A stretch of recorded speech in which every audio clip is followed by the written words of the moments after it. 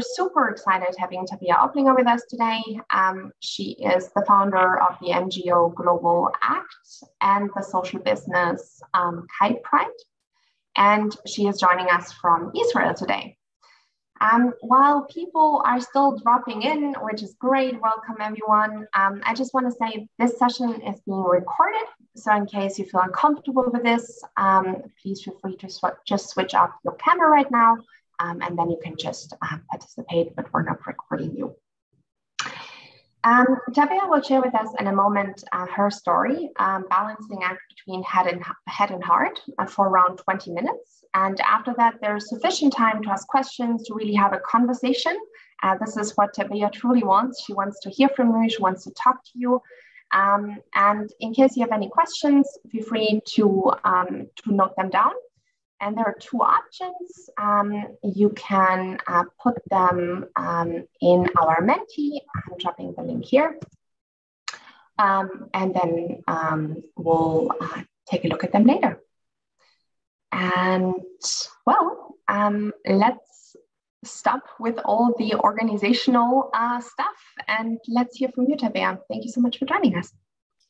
Thank you so much for having me. It's always such an honor to share my passion, my story. And as Caroline already said, I really want it to be interactive. I want to be answering your questions. I love that these gardens or rooms are very small and intimate, so we can really interact, and I don't need to be leading a monologue. But yeah, we'll just dive in to, as Caroline said, I'm in Israel, but I'm actually originally from Switzerland, grew up in Papua New Guinea, so a little bit all over the place. I grew up very, very internationally. So English is also my mother tongue. And living close to Australia, I have an Australian twang in there, in case you're wondering where on earth I'm from. So that's just to myself. I'm married. I have 3 children, all of them almost teenagers already. So I myself am 44. And yeah, so we moved to Tel Aviv, Israel, 7.5 years ago to do our social business. And I don't know if I should dive right in, or Caroline, if you want to start by just asking a question, just so that I don't mess up your moderation. Yeah, I'll just hand over to you, or you hand back to me. Thank you, Tabea. No, this is great. And thanks for the backstory. I think you have a super interesting life for sure. And what Tabea is going to share with us now is even more interesting. Her journey from how she moved from Zurich, ended up in Tel Aviv, and maybe you can share with us your story. Yeah, so I get a lot of questions when people hear what we do. So first of all, I'll just quickly tell you what we do and then kind of give you the backstory. Because when you hear that a Swiss girl is in Tel Aviv leading a social business with her husband, fighting human trafficking, fighting commercial sexual exploitation by employing victims, then you kind of have a lot of questions and think, how on earth did you get there? And I think all of us always kind of ask that question, or somehow in life you ask yourself at one point, what is my purpose? What am I here to do? And sometimes we look too far. And many people, want to hear, well, how did you get there? And we as human beings, you often want solutions before you even actually start. You want the map all, you want the plan all mapped out, and you kind of want to know what you're doing. But I'm here to tell you that, first of all, I didn't train in what I'm doing. And it really is about just owning an injustice and making it, giving it a face and a name to actually get involved. So that's really how I started. So my background is not at all social enterprise. I didn't study social management. I'm not a social worker. I'm not a psychologist. I'm just a human being with a huge heart and a passion, and I'm very hands-on. And I think that is oftentimes the key to people who really actually, I want to call it more founding a movement that invites other people to get on board. And it all started with as I said, just by owning an injustice that I heard about. So again, like I trained I was in tourism for many, many years. And then it was when I had the kids, I started to do massage therapist and gym instructor and a lot of things just to be able to work as a mum, but not have to go into work every day, but actually just take them on the journey.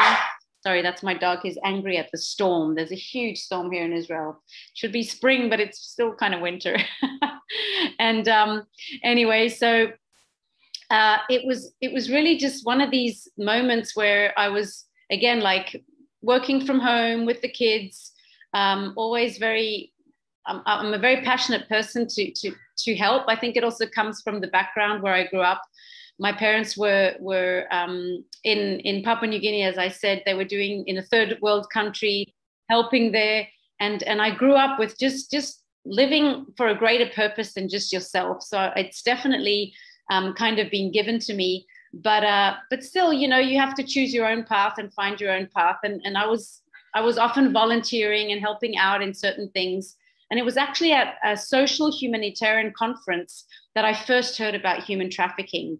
And I was just shocked that as an educated person, I didn't know the extent of forced prostitution. I always kind of thought, well, these people who are in prostitution or end up victims of human trafficking, I don't know, is it their fault? I was just naive. I didn't even go there. I didn't do research. And then when I heard about it to an extent where I realized the pattern of how these victims become, or just these people become victims of this exploitation, I realized, wow, it happens everywhere. It can happen to anyone, and it's in every city. And then I just knew I need to do something. And you did. You not just heard about it, but it really deeply touched you. And this is one thing that we talked about a lot in the beginning, right? You are someone with a big heart, and you just want to do something about the injustice. So for everyone joining us right now, Tabea was just sharing with us where she was coming from with her social business, Kite Bride. And that she's actually working with people that are free or got freed from human trafficking, former prostitutes. And yeah, so now that you saw this injustice and you had this edge to do something, what happened then? Yeah, so again, just to break it down, I always try to make sure that speaking about what we do is relatable to anyone, to be able to just convert it into whatever you're passionate about, because it doesn't always have to be human trafficking or, you know, tending to orphans somewhere in Africa, or building wells in Africa, or just, you know, sometimes when you hear all these stories about people actually moving countries and going somewhere else to change the world, it's overwhelming and you think, well, what am I doing?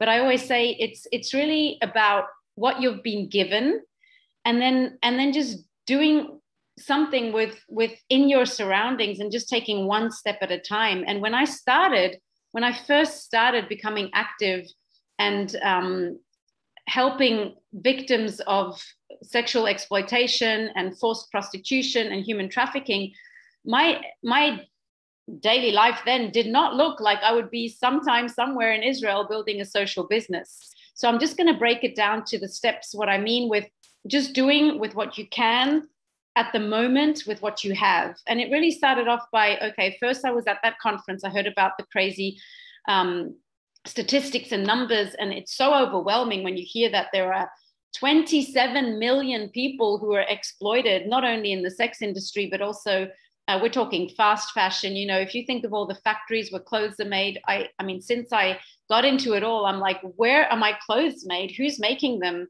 And I always say, if it's cheap for me, somebody else is paying the price.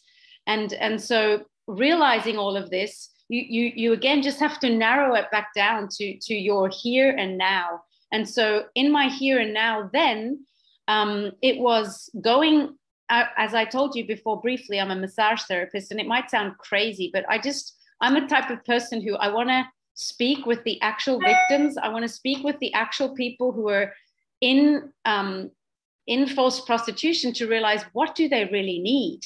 And so my gate to them, or my door to them, was going into the brothels and massaging women, men, transgenders, even minors. I saw crazy things, and just relieving them from their pain, because a lot of them, you know, they have to work for crazy amounts of hours. Their bodies are so used. And you might think, well, touch these people who are actually probably not wanting to be touched. And obviously it took a lot of sensitivity to know, do they want to be massaged with their clothes on, in the sense of just relieving them from their pain, working with them more like a physiotherapist?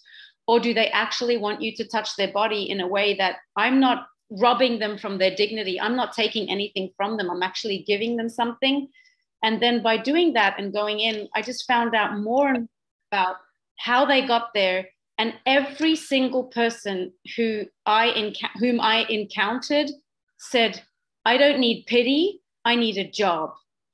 And that's just kind of a shortcut to because I could talk for hours on how I got here, but just I'm very conscious of the time. And so to cut it short, that sentence, we don't need pity, you don't need to feel sorry for us, we need a job, because we were promised a job that doesn't look like this, what I'm in.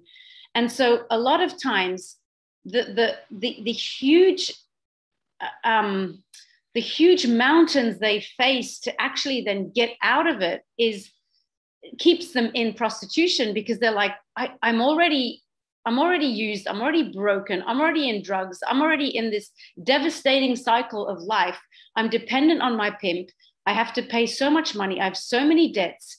Yes, I had some education in the past. Some of them don't have any. So all of these hurdles pretty much are impossible for them to leave.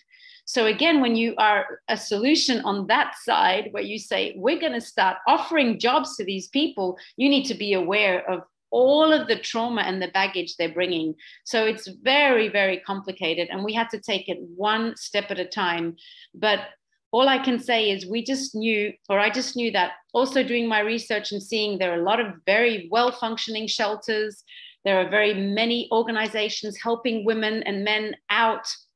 There are a lot of also child trafficking rings, a lot of detective work being done. There's so much being done on the rescue side, but there are not very many reintegration programs. And I realized that for a holistic approach to this problem, we need to be stronger on the reintegration part. And I can tell you from experience of what we do, it is difficult, very, very difficult.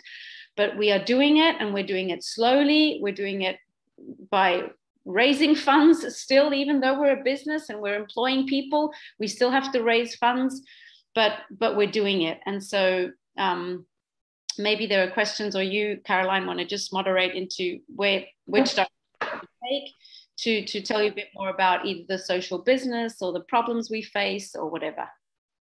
Sure.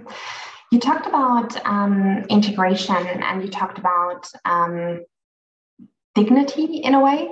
I mean, you already said there are in many countries a really well-organized system of how to get people out of it. Not talking about the millions of people who get in it as soon as somebody else is out. But what we don't speak so much about is that so many people that are actually successfully out get back in. And this is where you put the finger on. You said, well, how can I make sure that these people that are out stay out? And this has to do with jobs, just like you said when you had these conversations. And a job has to do with dignity. It has to do with not just getting clean clothes on and, you know, being removed and moved to a different place in a city, you know, but it also has to do with getting a job, earning money. How is this to have employees that have this kind of background, and how do you make sure that they get their dignity back? Yeah, so first of all, I always say that the most important thing to see them for who they are, not for where they came from. You need to meet them at eye level. You need to see them as a human being. You need to see them as somebody's daughter, somebody who made wrong choices in life. Yes, some of them had no real choice, but they did, in the end, make a wrong choice. But you need to see them not for their past, but for their future. And that's the most important. That's what we tell all our employees who are just our professional team on board helping us lead the social business. We just tell them you need to see them for who they are. So while we understand where they're coming from, we don't want them to stay there. And so we keep speaking to their future. And I think that's one of the most important things. But obviously, the past is very, very present. And we always have to very, very intentionally focus on the future. And I sometimes say it's really a balancing act between the head and the heart, because the head says, you know, you want to be tough, you want to be super tough.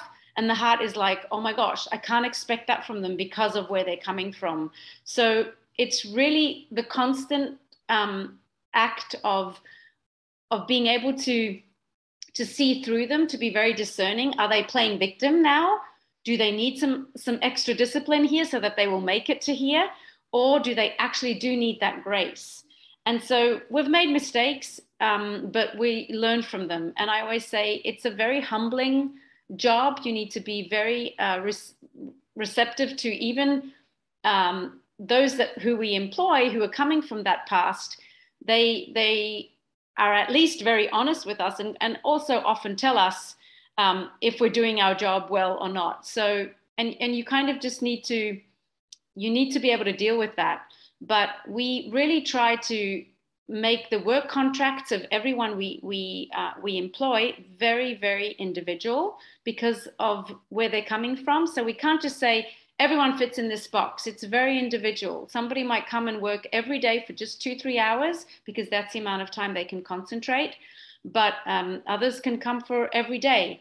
And then whenever they call in sick, you need to have that discernment to find out, are they playing victim or are they actually really sick and need some attention? And for that purpose, we have social workers who also work on in the workshop and are able to catch these kind of things because, as I said, like we can't do it all. Our workspace needs to function as a professional workspace. It needs to train them and get them ready for the real world out there.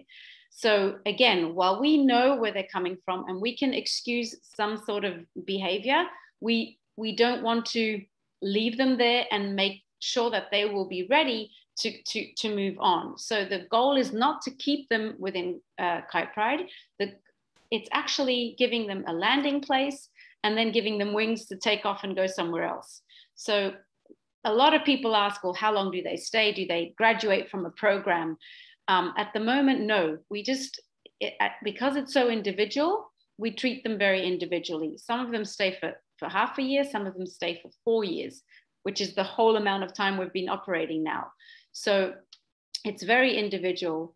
And it just takes that, as I said, like that, just understanding and discernment, knowing who these people are and what they really need. And also asking questions. And but again, we want to be a business and we want to be able to deliver to customers. So maybe just briefly, if you're wondering, well, what are you doing? So we upcycle and recycle kite surfing sails, yacht sails, parachutes, everything that has to do with wind, adrenaline sports, the ocean, wetsuits we take. So we take all this material and we create functional bags and accessories, all sorts of very, very unique custom-made bags for companies, for individuals. We have an online shop.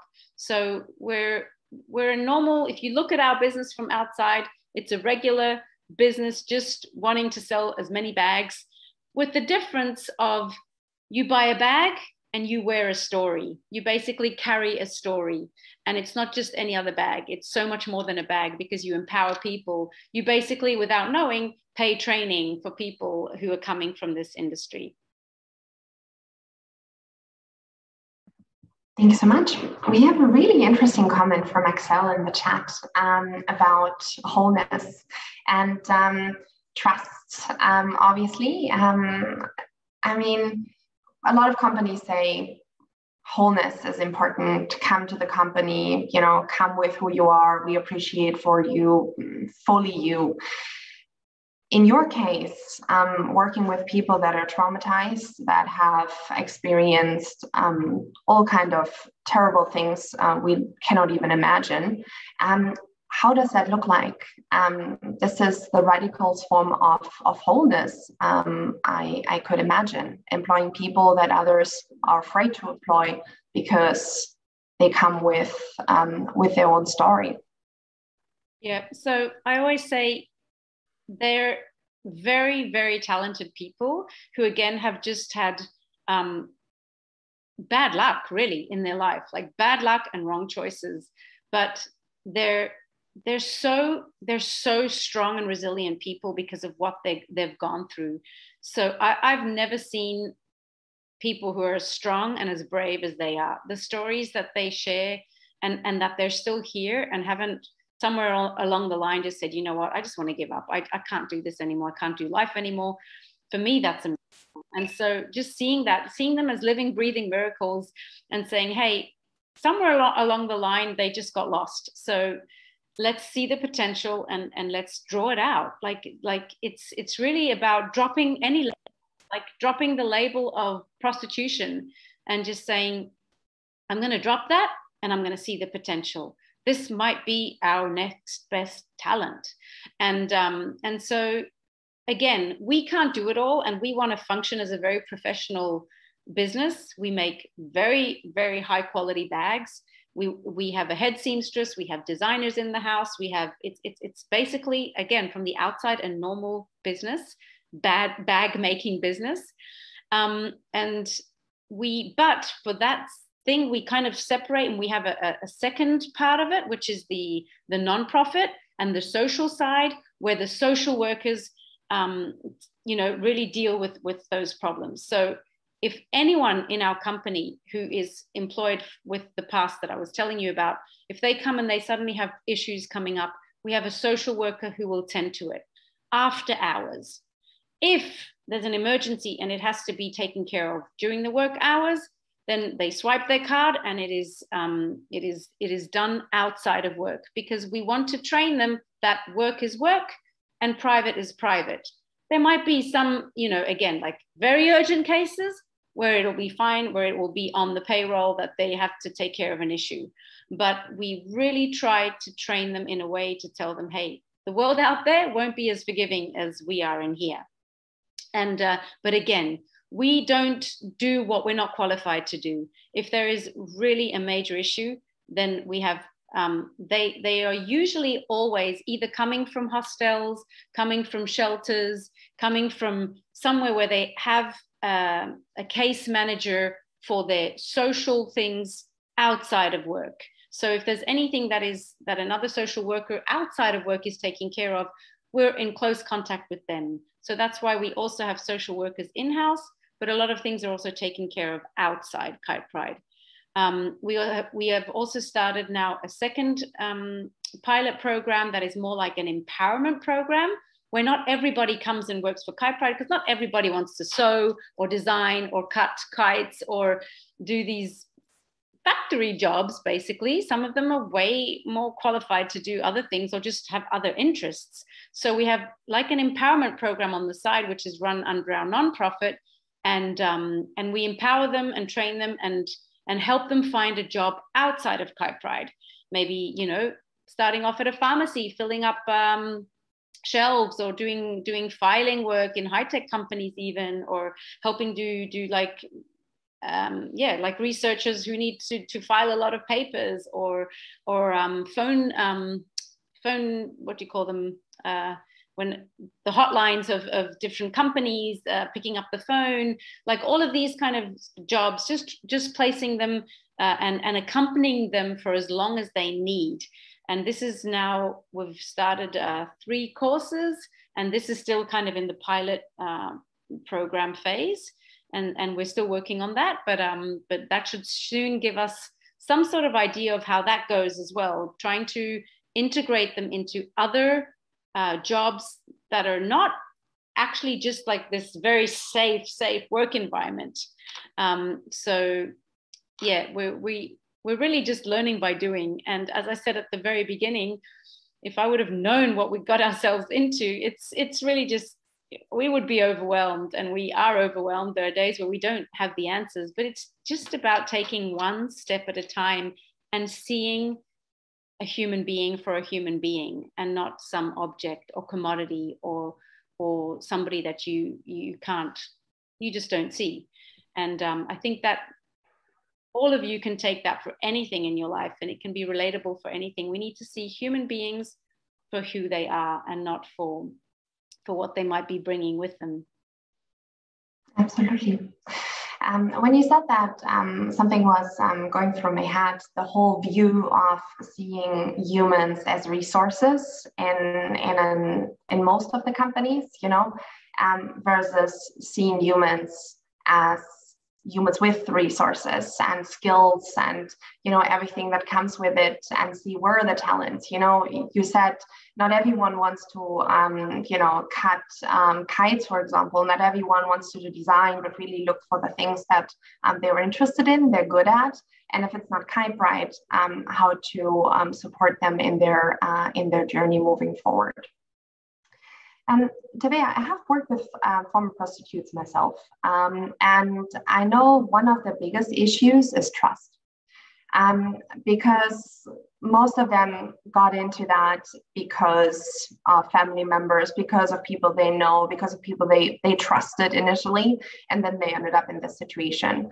Trust is one of the key things of any company. How do you make sure that trust is established both ways, that you can trust them, that they are employees and do a professional job, what's asked for them, and vice versa, that they can trust you and really flourish in your company? How does it look like? Yeah, that's a very, very good question. And that's something that we really, really have to build up. And I think the greatest thing you can give them is really just first giving them trust before you expect it from them. So it's a lot like, because I'm a mother, I try to raise my children in that way. Instead of forbidding them to do something and constantly reminding them of what I've told them enough times, whenever my boys go out now as teenagers, I tell them, I trust you. I trust you that you know what you're allowed to do and not allowed to do. And that gives a completely different, as a human being, if you hear that, you don't want to disappoint the person who told you, I trust you. And so I think that's very, very important. And again, we can just take that for anything and anywhere in our life. If your boss tells you, I trust you that you can do that, then if you're not capable of it, you'll tell him. You'll be like let's say, if you have a huge thing to do, and you're like completely overwhelmed because you don't know how to do it. Like if somebody would tell me, you have to do an Excel out of this and how many kites we take, and I'm like, and I trust you can do it, then I'll have to say, you know what, I'll have to disappoint you. You might trust me as a person, but I can't do Excel. So, and then it'll be like, oh, wow. And that builds trust because this person told you what he can do and what he can't do. And that's how we oftentimes try to interact with our people. Whenever we give them more to do within Kite Pride, it's like, hey, I trust you can do that. And I trust you also that you're going to swipe your card. At the end of the day, we'll see if they swiped it correctly or not, because obviously we have a measuring tool. And then going to them and saying, hey, you know what? We told you need half an hour break because then you need to concentrate again, but your breaks are only 15 minutes. I trust you that the next month it's half an hour. Or I trust you that you only do the cigarette breaks that you need and don't go and do private phone calls. And then when they keep doing it, going up and saying, hey, I trusted you, but it didn't work. So what do you want to do about it? And it's really a lot of times I treat them like I'm raising my kids, but on an eye level way. I mean, with kids, I have to be a bit authoritative sometimes, but even they need to be sometimes treated like kids, because one of the victims herself, she had such an interesting lecture. Just within the team, she was getting strong and willing to tell her story. And she said to me, you know what? I'm a child trapped in an adult body because I lost my childhood. She was abused as a child, very, very young age. So her whole life, from as long as she can remember, she was just abused. So she said, I'm a child trapped in an adult body. And that kind of tells me, we have an adult in front of us and we think he should behave like an adult, like we know somebody should behave, but the child is still trapped in it. And it stopped somewhere at the age of 2, 3, or 4. And so you need to have that. People who work for Pride, even if you're a professional designer, you'll have to have a lot of human knowledge, or at least you'll learn it by being within Pride to be able to actually do that job. So it does require a lot of like human skills, social skills to work for us and with our people. But you can develop it, and you become very human. And we've had a lot of our employees who say, man, I'm in therapy myself just by working here, because you just can't run away from issues anymore. And so that really builds trust. Thank you. You touched base on two very interesting things. The first thing was also coming a little bit from the direction what Axel was asking, how to make sure that they regain their trust also in their own abilities and their skills. Thank you for explaining.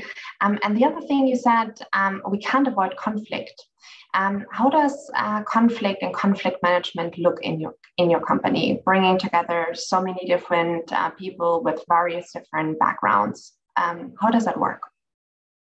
Yes, that's also a very good question. It's really about speaking to them very, very regularly. We are more like a family business than a regular business. It's run like a family. We eat lunch together around the table every single day. There's a home cooked meal. We have volunteers. We even have chefs who come in and volunteer and come and cook for us. It's always a feast. And again, as I just was explaining before, the trust space, almost like me as a mother treat my children. It's a family business. And so also conflicts are dealt with like within a family, or at least within my family. We bring them to the table. Like we have very regular meetings. Every single week there's anyway a meeting with everyone in the business, no matter where you work.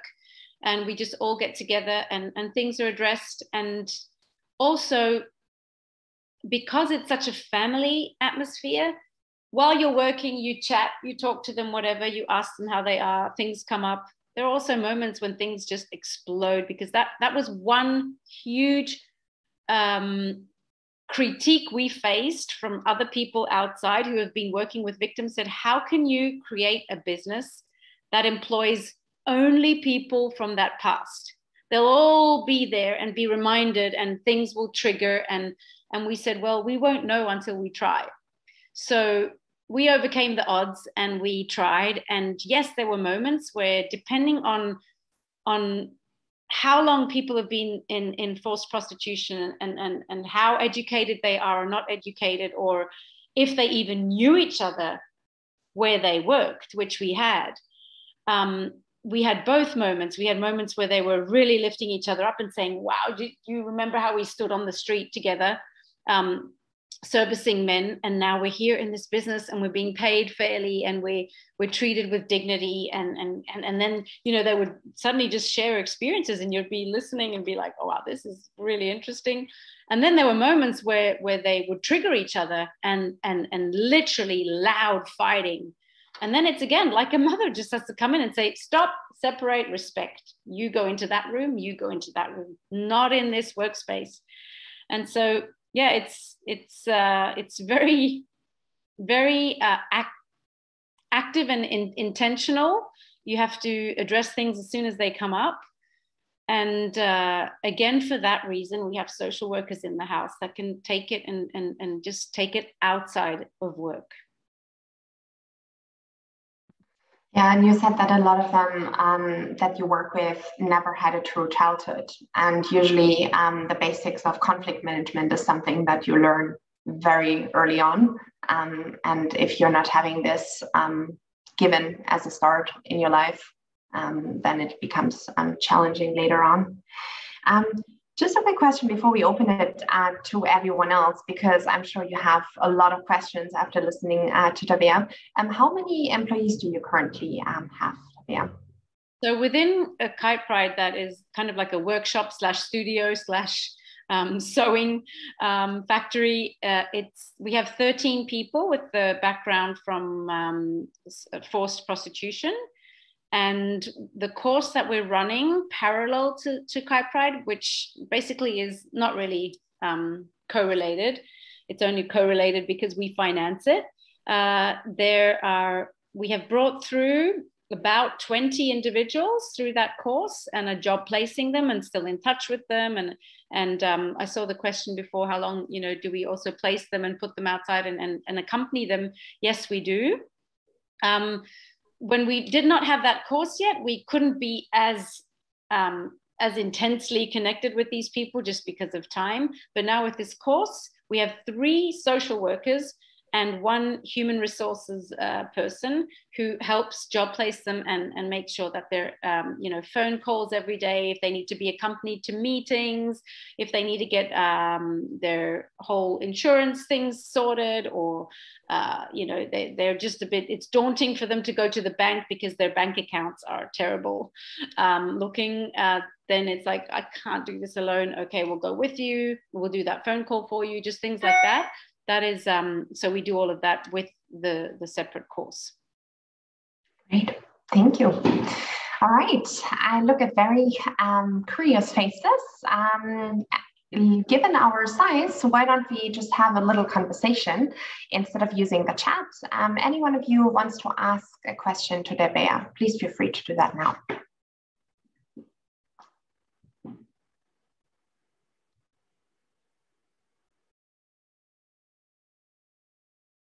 Deep silence.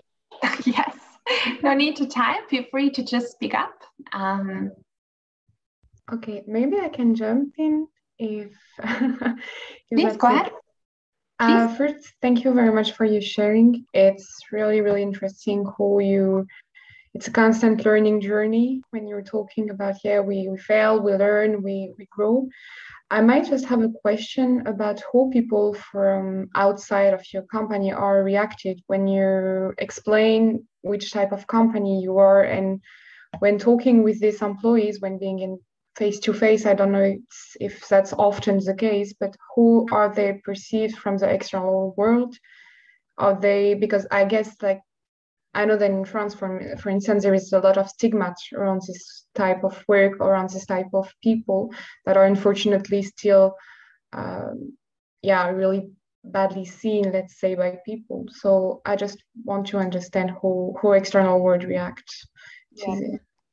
Yeah, that's a very good question. And that's also one of our constant strivings, is not to re-victimize our people. So very, very often, we have to justify the prices of our bags. But I always say people have forgotten what a handmade bag, no matter who made it, what a handmade bag with being in Tel Aviv, the most expensive country very officially since the 1st of December 2021.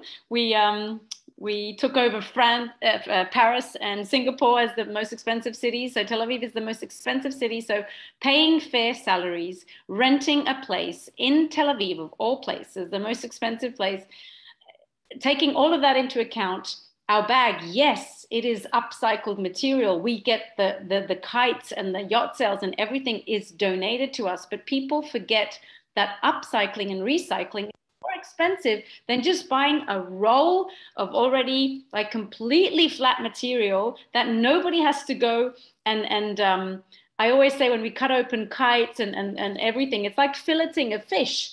It takes hours to look at a very broken and dirty and smashed kite and actually see which pieces you can use. Which is great because it gives us more work and it gives us enough work to give to the ladies and men and transgenders who work for us. But it's just like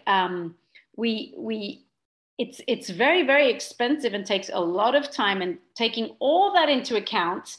And then, of course, but only actually to a small percentage the fact of the people we work with who are maybe a little bit slower than others who are very professional in their job, sewing 12 hours a day and not caring, you know, whatever, never getting up and just sewing like a machine. Then our bag prices are on the top end of like a brand bag, let's say, not quite a Gucci bag, because there you just pay the brand, but where are they made and who's getting the money? And at the end of the day, we're very transparent. Like, it's not that we're making a profit, a big profit at all. But I always say to people, I don't want to keep having to tell you the story of who made your bag for you to, like, I don't want to justify the price. So that's something that we're always dealing with and struggling with. To how do we market our brand? How do we tell the story? And we've also, like I said before, we're learning by doing. We've tried by telling the story of the kite surfer who donated the bag, who said, hey, your bag was once a kite on the Mediterranean Ocean. And if you can see it right now, they're actually, just today, there's a storm rider competition in Ashdod. And those kites are going to be, maybe some of them will be trashed in the end, and then they'll be brought to us and they'll be making bags. So we can tell the story of the kite surfer who feels very proud that his kite is now empowering a life and turning into a beautiful bag. But again, it's like and then we try to tell the story of the upcycling and the environment and less the story of who made the bag, because of the problem of constantly re-victimizing the person. And that's one of the biggest things they face too. They hate it. I mean, we have so many people from like media who come and say, we want to tell somebody's story, the success story. And I'm always like, it reduces them to their past. And that's exactly what we don't want. So we're working very hard to just create a really cool brand that people bag and just want the bag because of how it looks and how cool it is. And just even hearing, oh, kite surfing, that is so cool.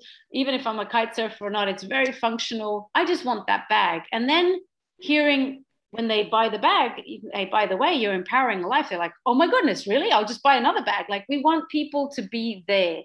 And we're still working very hard on that. Again, because people have forgotten what a bag costs. And because we're just used to going on AliExpress. But I always say, I said it before and I'll repeat myself because I don't think we can hear that enough. If it's cheap for me, anything, any product, if it's cheap for me, somebody else is paying the price. And you've got to know that in everything you do. I mean, I can't buy fair trade all the time, also because of financial things, but the majority, I really try to see, where is my bag, my clothes, my whatever made, who made it, can I do it locally, and all of that. So I think we really need to like re-educate the minds of people. And so, yeah, I hope that answered your question. Definitely, thank you. Thank you. I'm truly moving away from labeling people, but see them as employees of Kitepride, a company that is producing bags. And Tabea, we have been talking about them the whole time. Can you show us some of the bags that Kitepride is making? Yeah, so this, oh, I need to move away a bit. This is a laptop backpack. Beautiful. And every single bag has a label on the back. Now it's mirrored that says, thank you for buying this bag, and actually tells the story. And every single bag, this one here is a general label, just thanking you for what you're doing and that you're actually empowering a life. But if you actually buy this laptop backpack, we have an extra ticket that you can take off that tells you how many job rehabilitation hours this bag created, or you created by buying it, how much material you saved from landfill, and so it's even more precise what you did. This is a smaller cross bag. This is one of our ladies' favorites. And every single bag is unique, one of a kind. So depending on what kite we get, this was actually the kite. People are like, oh my gosh, this is awesome. This was the kite. We can't make this. I can't go somewhere and do graphics and draw on it. And this one here was a completely different kite. And I have many bags here. I could go get more, but it's like every single piece is unique, one of a kind, just like the people who made it. So we have a website. I can put it in the chat, kitepride.com, and we ship worldwide. You can order, and every single product is taken, is photographed from every angle, because if you open the bag, so this is the laptop backpack, if you open it, so this is a very loved one. You can open it completely. If you're as chaotic as I am in your bags, you need to find something. And then there's a laptop sleeve here. It's padded with wetsuits. And sometimes if we don't have enough wetsuits, we use other materials. So we can't guarantee that it's wetsuit padded. But, and then we have another little pocket in here. And we make them as functional as we can, always speaking our customers, asking what they need.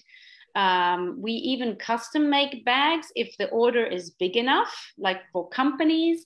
If companies say, hey, you know what, we have a big conference coming up, we'd like a special laptop sleeve / notebook kind of holder. We're going to order 500 of them. So they basically pay for the R&D, research and development, and we create a bag just for them. So whatever, it's very, very custom made. We have our biggest clients are actually companies, high-tech companies, who then we give the opportunity to co-brand the bag. So if you go on the website, you'll find it, all the details. If you're part of a high-tech company, you can support by saying, hey, let's make our next gift a cool Kite Pride bag, and at the same time empower lives. And yeah, so check it out. Amazing, thank you. Sibi, you're having so many cool questions. Do you want to ask them yourself? My English is not very good, so I try. I ask, why Israeli? Why in Israel? Yeah, that's surprise. Surprise me. That, yeah, like why Israel? You could go to a cheaper place, as I said before, but I sometimes say, you know, it's a bit less complex. Yeah, it's I say I didn't choose Israel, Israel chose me. And many people then think, oh yeah, you're just one of those Zionists. And I'm like, no, not at all. I really did not want to come to Tel Aviv, but it was actually a small incident that confirmed everything. And I'll quickly tell you that story, because it was really one of those defining moments where, first of all, we did kind of do our research. Okay, where could we even do a social business? How do we even get started? All of that. And my husband did a social management training. And then we started to talk to a lot of people. And somehow some of our friends had just been to Tel Aviv, and they came back and they said, man, Tel Aviv is such a startup place. And there's so many startups there. And it's Israel is a startup nation. And some people just everyone kept telling us about Tel Aviv, and I just, something stirred within me. So as with everything in life, I always say, when you know you're supposed to do something, you just need to start walking without knowing all of the answers. So we just started to walk towards Tel Aviv. I mean, figuratively speaking. Okay, what are our options? What are our visa options? We're not Jewish. Who can invite us to come and work in the human trafficking area? So which and all of these things. And every single step we took towards Tel Aviv, the door opened. It was so incredible. And then we kept going back and forth. EasyJet has great cheap flights, and back then we could travel freely. So we went back and forth a couple of times. And as I told you also at the very beginning, I went into brothels and massaged women and men in the brothels. And I knew a lot of people who were in forced prostitution. And it was on one of the trips in Tel Aviv where we were kind of trying to figure out, okay, are we really going to move here? Let's look around for apartments. We were staying in downtown Tel Aviv. And I was sitting outside the hotel lobby on like a little terrace, waiting for my husband, who said, oh, I'll go get some snacks and we'll go down to the beach to have dinner. And I was waiting there, and suddenly a girl walked down the street. It was really Merkaz Tel Aviv, like downtown. And she said, she actually didn't say anything. She just looked at me, and a few meters behind her was a guy. And everything in me just said, this is a girl, probably in forced prostitution, and that guy is her pimp. I just knew it. And I just kind of stared at her, and she stared back.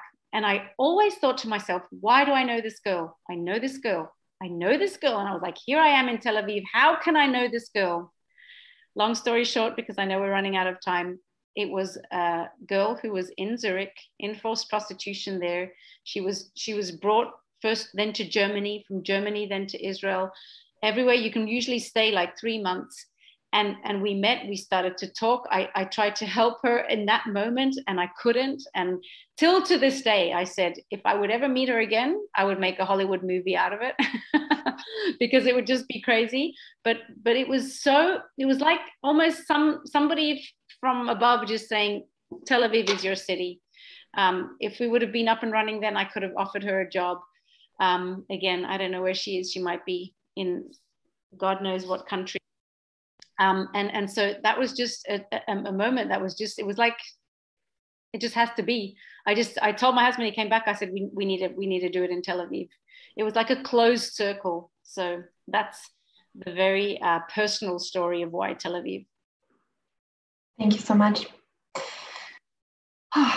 We're not running out of time. We're just changing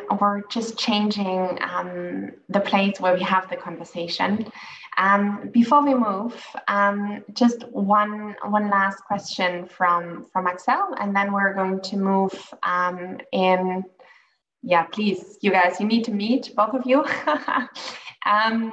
And then we're going to move to a spatial chat in our garden lounge. I will share the link in a second, and then we can have a real conversation and also talk about what's next, what action, what can we do, what do we take away from this conversation, right?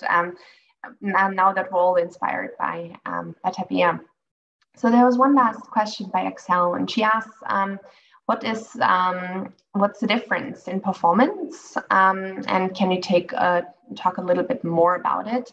I think this is going into the direction of how you assess who is working in which part of the production. Yeah, first of all, it's really, we do intakes. We have interviews, like job interviews, just to even prepare them for what a job interview can look like. Usually already knowing that we'll employ them if we have space, because we only do job interviews. And that actually ties into the trusting part, because I forgot to say that. Also, what we really work hard on with the trust issue that people have is we don't overpromise and underdeliver.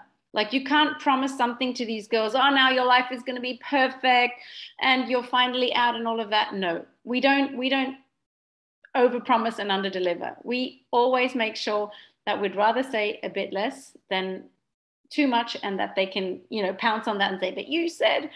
And so, so these assessments we do, or the job interviews we do, the girls come to us, or the men or whoever, they come from shelters that refer them to us because they've already been there for a while. They have to be clean of drugs, alcohol, not work in prostitution anymore, and they need to, and we need to trust them, and we also ask them sometimes if we feel that something's weird.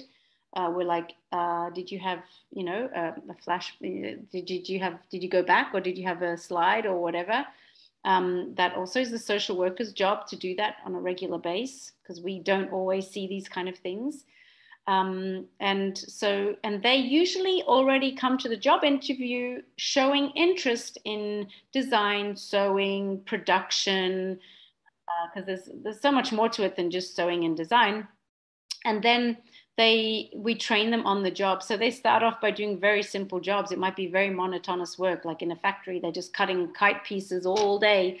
We have it's all handmade. So we have to take a pattern and put it on the kite and then draw it and then cut it and all of this. So it's when they're in the workspace that you start to then just place them. But whenever they come in, we already know we're going to give them a job. So they don't come to the job interview getting the job.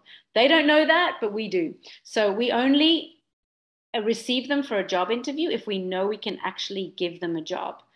And if after 3 months, they just really, really hate it and just are like, I can't do this. I've got blisters. I don't want to cut. I don't want to do this. I don't want to sew. My back hurts.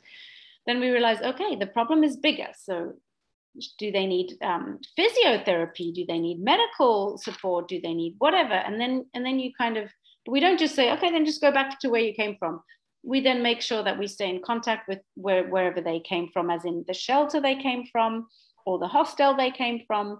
And then we make sure that they can continue with whatever is more suitable for them. But usually they stay, and usually we've hardly ever gone wrong with somebody that we've had in a job. Thank you, Tabea. Seeing people for who they are, accepting them with everything that they come with, and yeah, giving them an opportunity to rewrite their future. Thank you so much for all the inputs. As I said, let's move into the garden lounge. Let's continue this conversation. Tabea will join us as well. We have another 30 minutes to just exchange, throw out ideas, really deep dive into the topic together. And I'm going to post the link to the chat here. I don't know if you have ever worked with spatial chat. Basically, you click on the link, put in your name, and then disconnect from this call. Because the camera and the sound doesn't work with both. In case you get lost, and this is true for everything, go back to the reception. So at the reception, we have amazing people that are there 24-hour. You can just go there whenever you get lost, and they help you to find your way. So everyone, heartily thank you for being with us, for hearing Tabea, and for listening to everything you do. Thank you, Tabea, for taking the time. It's truly heartwarming, and I see so many beautiful comments coming up in the chat. Feel free to share these things with Tabea directly. Let's move to the spatial chats and continue our conversation there. We're going to meet in Lounge 6. So see you in a bit. Tabea, תודה רבה. בבקשה.